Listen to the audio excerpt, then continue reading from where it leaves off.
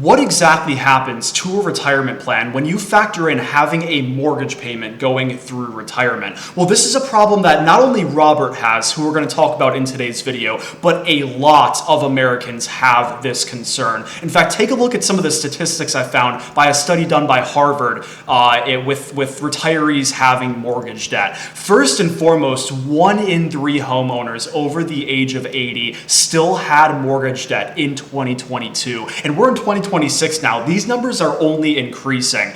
Look at what it was in 1989. It is kind of small text, but only 3% of homeowners over the age of 80 still had mortgage debt in 1989. This is over a 10x increase. And again, this problem is only going to be getting worse and worse. And not only that, 41% of homeowners aged 65 to 79 had a mortgage in 2022. This is up from 24% in 1989. So as we can see, this is a question that is becoming very top of mind, a problem that is more and more apparent, and a lot of Americans are wondering the exact same thing here. So we're going to be taking a look at Robert, who is in this boat, and find out what this means for his retirement, and will he be able to retire with where he's at today? Well, let's go ahead and take a look at where he is today. First and foremost, Robert is 64 years old. He has a total net worth of $1.02 million. This is about the top 31% for households in his age group when it comes to net worth. And so it is very easy to look at this and just think, oh my gosh, he looks so good on paper, especially compared to most Americans. How could he possibly not retire, right? We're gonna see where the issues may be here. So as for how this net worth is broken up, he has $540,000 in total investable assets and $480,000 in home equity. And taking a look at exactly how this allocation is broken up here, let's go ahead and pull this up. We can see he has 60% in equities and 40% in bonds/cash. Find this little highlight button here. Here we go. And as for where he has these investable assets allocated inside of what account specifically, look at this problem. $310,000 in a 401k, $140,000 in an IRA. These are not after-tax accounts. These are not full flexibility accounts. He only has $90,000 in a taxable brokerage account and in cash. So when you think about if he even wanted to pay off his mortgage today, the tax hit would be substantial. So that would have to be very carefully planned out, and we're going to see what it actually comes down to by the end of this video here. But right away, off the bat, this tells me that paying off his mortgage today is not doable unless he wants a super large tax bill, which nobody wants that, right? So again, we're going to find out if Robert will be okay to retire. That's going to be very important with paying off his mortgage not really being an option here with how much is in pre-tax accounts. So let's go ahead and move on and look at what he actually wants in retirement though. So he wants to retire next year at age 65, as he is 64 today. He wants to spend $5,200 per month in retirement. This is about $62,400 per year, and this is about $200 more per month than the typical American will spend in his age group. So he's kind of right in line with the median American here. Wants to take Social Security at age 67. He'll get $2,700 a month. So that's a pretty nice benefit there, and we'll see how that factors into covering his mortgage payment and if this is enough, right? As for income sources, he wants to rely solely on portfolio withdrawals and Social Security at age 67. Here's another problem within his retirement plan. There are going to be 2 years of no income. All he's going to have is portfolio withdrawals for the first 2 years of his retirement. Is that okay? We're going to find that out. And lastly, he wants to be covered all the way through age 90. So I like this. This is pretty diligent planning here. Although a lot of Americans will live to 95, my grandma actually, in fact, lived to 100. So I think planning the further out, the better.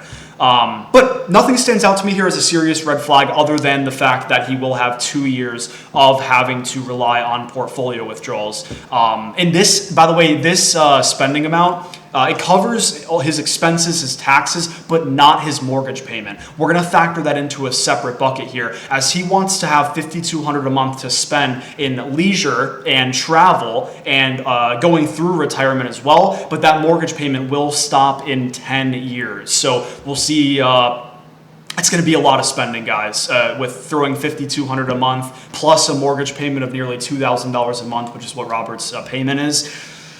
This gets, we'll see how this pans out. And again, if this doesn't work, what will work for him? So concerns may seem pretty obvious, but number one, of course, the mortgage follows him into retirement. Paying it off is not automatically smart. We just saw how much of his money is in pre-tax accounts and how much of a tax bill that he may take a hit on if he decides to pay off his mortgage today. It is not automatically the best decision. And then lastly, he has that 2-year gap for Social Security where he's going to be solely relying on portfolio withdrawals. So with all of this in mind, what we're going to do is we're going to find out with a baseline plan. With Robert just simply going through retirement and having the market behave, we're going to assume a 7% inflation adjusted return here for this baseline scenario. Will he even make it in the baseline scenario, right? With his mortgage payment, with his expenses, with his ideal age for what he wants this money to last to, with his $2,700 a month in Social Security starting at age 67, will he be able to make it through retirement? Let's go ahead and find this out. So I'm going to pull up our our master calculator here. We've got him at age 65 today, wanting this to last until 90 with a $540,000 investment portfolio today, spending $5,200 a month. But here's the issue. $1,850 is his mortgage payment, and he has 10 years remaining on this debt. Social Security is going to be $2,700 starting at age 67. He is single, so no other Social Security income in the future.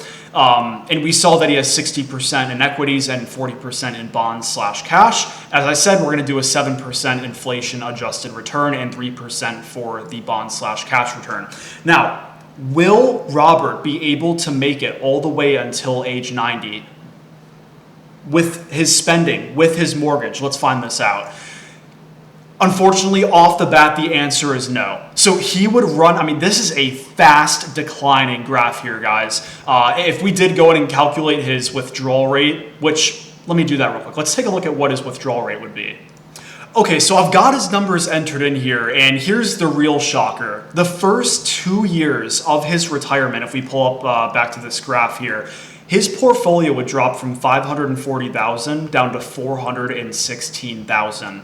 That's because he has no Social Security income. He's spending $5,200 a month, and he has the $1,850 mortgage payment. So if we look at what his withdrawal rate would be once Social Security hits, his portfolio has taken that hit in the first 2 years. Now it's down to $416,743. If we include his mortgage payment in that spending rate, and then we add in his Social Security, he's at a 13.7% withdrawal rate. So off the bat, that is why people say, of course, the lower the better, but the industry standard for a safe withdrawal rate is 4%. A withdrawal rate that high is not going to work for Robert. So what will? How do we adjust this plan in order to get him to make it through retirement comfortably? Well, there's one idea off the top of my head that I think is something Robert should consider, because right now with what he wants to spend, with how much he has saved, unfortunately, this plan does not work. It is actually way too uncomfortable for this to even be under consideration, in my opinion. If he wants this to last till 90, he doesn't even make it till age 80 with a baseline scenario, right? With the markets behaving, in my eyes, that this cannot be the plan whatsoever. So I got to thinking, okay, let's go back to this picture here. So we have, whoops, let me jump back over here, actually pull this back up. We have $480,000 in home equity, and we have $185,000 outstanding on the mortgage balance. So his house total value is sitting at around $665,000. What happens if we were to downsize in home, move into a home that matches the current equity we have in the house, and get rid of that mortgage balance? Well, let's find out the answer to that.